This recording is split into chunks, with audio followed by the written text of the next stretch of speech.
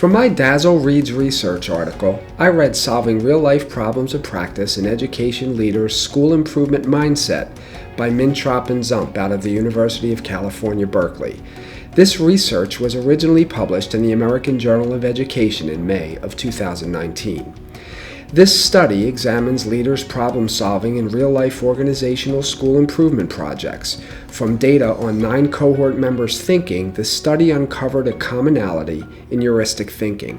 Heuristic thinking is any approach to problem solving that employs a practical method that may not be optimal, perfect, or rational, but which is nevertheless sufficient for reaching an immediate short-term goal.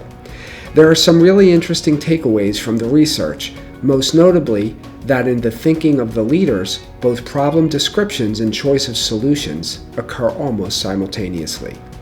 In the literature on expert-novice comparisons, experienced leaders do sometimes overgeneralize about problems in relation to known solutions, but rushing into solutions is a sign of being a non-expert. The leaders, experienced as they were, exhibited patterns typical for novices. Basically, they fall back on heuristics. The leader's discussion of constraints is also revealing. Not surprising, the leaders name barriers faced by most issues identified in schools: time, energy, and priority in the midst of competition with other initiatives or responsibilities. That should sound familiar.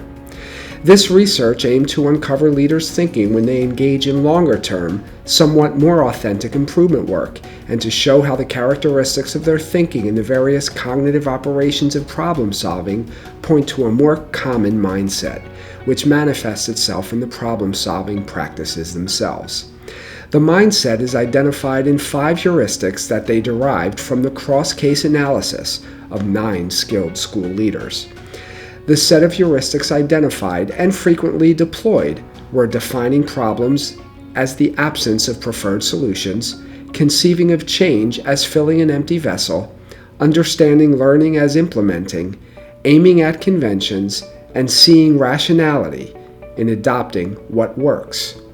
The researchers conclude that to promote more adaptive solutions rather than applying a more immediate but perhaps less lasting solution, it is possible that internal problem solving and design capacities need to be augmented and reinforced by external partners that provide domain knowledge about school improvement and specific design expertise about selected problems of practice.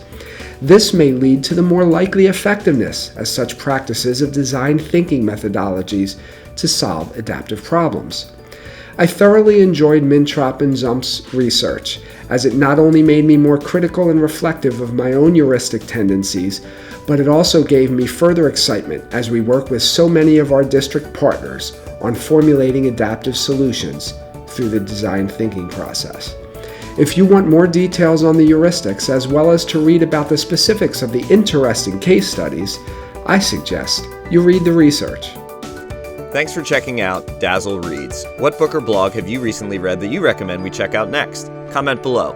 Learn more about DASL by visiting our website at www.dasl.udel.edu or check us out on Twitter at @UD_DASL.